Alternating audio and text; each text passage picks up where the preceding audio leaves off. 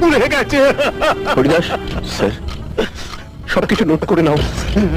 আগুনে পুড়ে গিয়ে এদের যা ক্ষতি হয়েছে সব পূরণ করে দেবো আমি। Yes sir. Mister home minister, সবার ধারণা এই বস্তিতে আগুনটা লাগানো হয়েছে, আর এই কাজটা করেছে আপনারই পরিচিত একজন প্রমোটার। এটা আপনিও ভালোভাবে জানেন।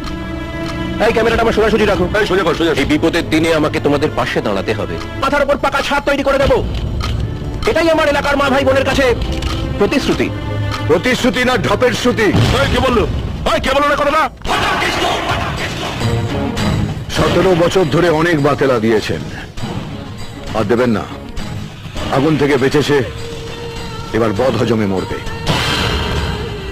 তোমার যদি আমায় কিছু বলার থাকে তাহলে আলাদা বলো।